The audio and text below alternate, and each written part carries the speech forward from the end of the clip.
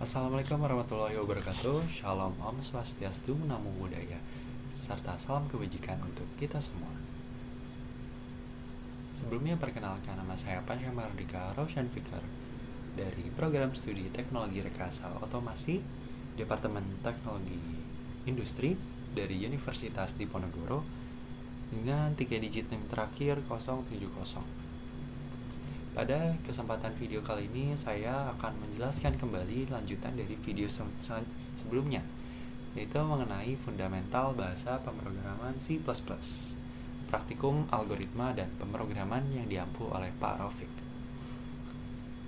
Sebelum memulai, saya akan melihat terlebih dahulu checklist tugas yang diberikan oleh Pak Raufik pada tugas pertemuan ke-13, yaitu tugas ke-11. Nah, checklist penjelasannya sendiri yaitu yang pertama ada jelaskan if, else, dan logika boolean. Kemudian tunjukkan penggunaan for, while, do while, iterasi, array dengan loop. Nah, kemudian yang ketiga ada latihan, program rata-rata nilai, dan tabel perkalian. Yang keempat ada bedakan parameter by copy dan by reference. Yang kelima ada gunakan prototype fungsi dengan contoh. Yang keenam ada pisahkan kode ke file, HPP, dan CPP. Kemudian yang ketujuh ada compile dan run program via terminal. Dan terakhir ada latihan program modular sederhana. Nah, materi 11 sendiri di sini ada seperti yang tadi, penggunaan if else, dan logika boolean. Kemudian loop. Kemudian yang level 4 ada parameter copy atau reference, seperti perbedaan dan penggunaannya, prototype fungsi, organisasi kode, kompilasi dan eksekusi, kemudian ada latihan. Baik, akan saya lanjutkan dulu ke penjelasan PowerPoint. Next. Nah, di sini ada if, else, dan logika boolean. Percabangan mengarahkan alur program berdasarkan kondisi. Rantai if, else mengevaluasi kondisi dari yang paling spesifik hingga default. Sementara tipe bool atau boolean menyimpan hasil logika untuk dipakai ulang.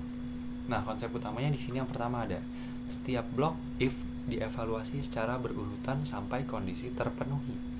Kemudian yang kedua, else menangani semua kemungkinan yang tidak masuk dalam kondisi sebelumnya. Kemudian yang ketiga ada ekspresi perbandingan mengembalikan nilai boolean sehingga bisa disimpan di variabel. Contoh kodenya ini seperti ini, source code. Ada if, misalnya skornya lebih besar sama dengan 90, code-nya grade, habis itu else if-nya skor lebih besar sama dengan 75, kemudian ini grade B, kemudian else if lagi, skor lebih besar sama dengan 60, yaitu code-nya grade C. Nah, else-nya kemudian grade D. Nah, di sini logika boolean ada bool lulus sama dengan skor lebih besar sama dengan 60. Nah, di sini ada code-nya, status lulusnya ya atau tidak. Tuh. Next. Kemudian ada looping for, while, do while, dan iterasi array. Loop memungkinkan eksekusi berulang. For, while, dan do while memiliki gaya evaluasi kondisi berbeda, namun semuanya dapat digunakan untuk menelusuri array. Konsep utamanya sendiri yaitu for dipakai saat jumlah iterasi sudah diketahui. Kemudian while memeriksa kondisi di awal putaran, berhenti jika kondisi salah. Kemudian yang ketiga ada do while menjalankan blok dulu baru memeriksa kondisi, minimal sekali jalan. Yang terakhir ada index array diakses konsisten di setiap jenis loop. Contoh kodenya seperti ini. Next slide. Nah, program rata-rata nilai dan tabel perkalian. Di sini kita menyajikan dua latihan utama yang mengenalkan perhitungan rata-rata menggunakan loop tunggal dan pencetakan tabel perkalian menggunakan loop bersarang. Nah, untuk yang A di sini ada program rata-rata nilai.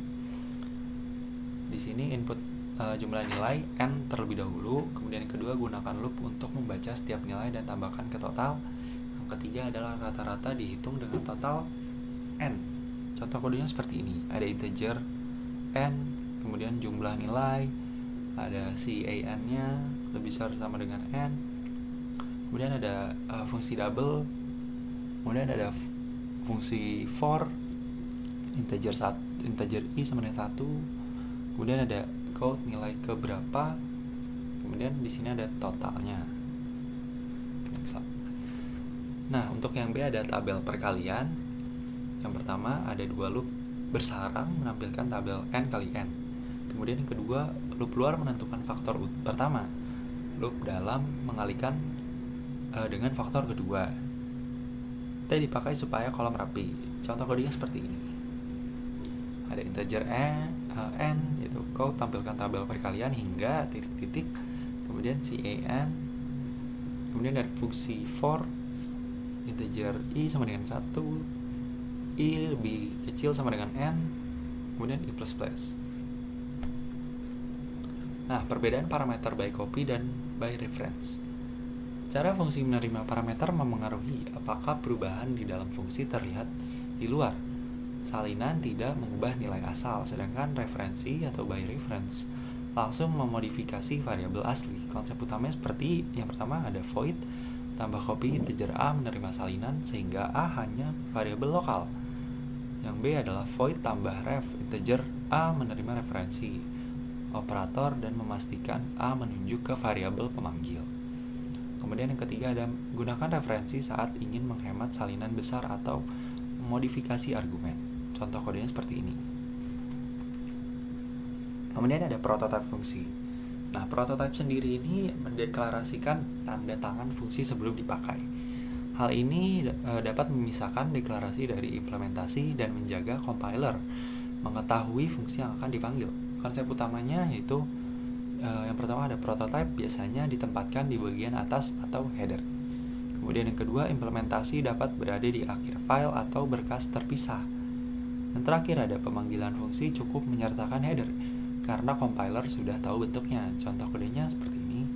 Akan saya langsung nextkan saja biar mengejar waktu. Nah, kemudian ada pemisahan berkas HPP dan CPP. Header menyimpan deklarasi, sedangkan file implementasi membuat definisi. Pemisahan ini meningkatkan modularitas, mengurangi duplikasi, dan mempercepat kompilasi ulang. Konsep utamanya pertama header atau HPP. Berisi deklarasi fungsi, kelas, atau konstanta yang ingin dibagikan. Kemudian yang file implementasi atau CPP membuat kode aktual dari fungsi yang dideklarasikan. Kemudian ada include header HPP membuat fungsi siap dipakai di berkas lain. Kemudian ada contoh implementasi nyata ada pada pasangan 06 underscore fungsi underscore prototype.hpp/.cpp deklarasi dan definisi kali. Next. Program modular sederhana.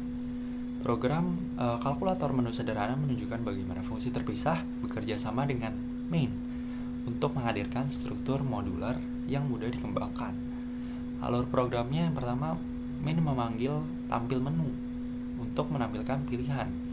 Kemudian yang kedua, pengguna memilih operasi dan memasukkan 2 angka. Kemudian yang ketiga, main memanggil fungsi aritmatika sesuai dengan menu. Yang keempat, jika pilihan tidak ada, tampilan pesan error. Contoh kode seperti ini.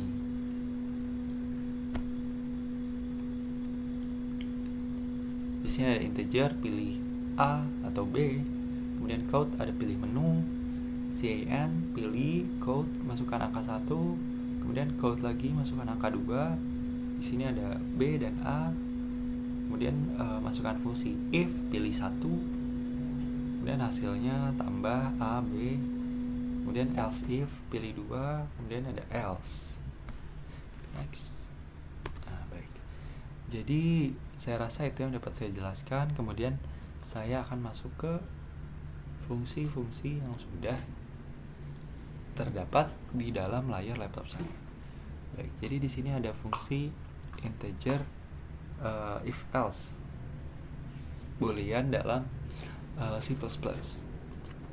Ini seperti ini. Misal di sini tentang grade atau nilai.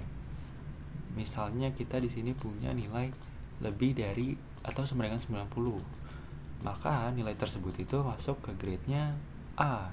Itu menggunakan fungsi code untuk memetakan nilai. Nah, kemudian pada row selanjutnya itu ada else if. Jadi kita tambahkan skor lebih besar sama dengan 75, yang mana grade tersebut bernilai B.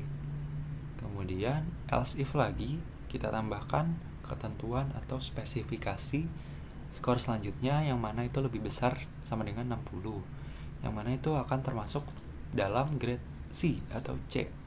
Nah, logika booleannya sendiri yaitu boolean lulus jika skornya lebih besar sama dengan 60. Jika skornya lebih kecil dari 60, maka siswa atau mahasiswa di sini atau apapun ini yang menggunakan sistem ini tidak dinyatakan lulus karena nilainya lebih kecil dari 60 atau dari ketentuan yang sudah dijelaskan, yang sudah tertera. Baik. Untuk fungsi selanjutnya, di sini ada integer main mengenai loop ya. Loop for while dan do. Nah, do while di sini ada loop for ya. Misalnya for integer i sama dengan 0, i lebih kecil dari 5. Nah, di sini untuk while seperti ini.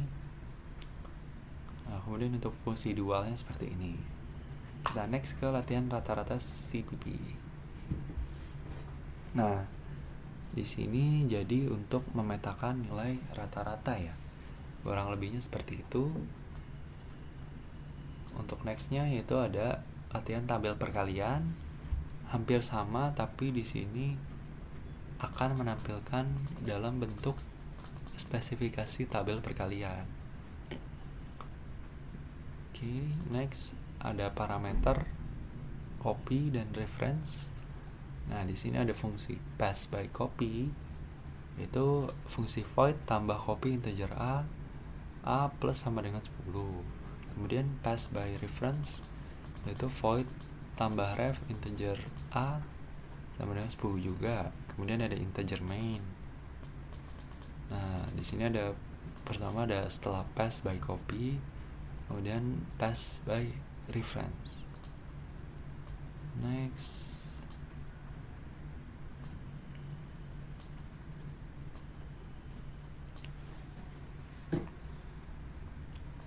Nah, di sini ada fungsi prototype dalam C++.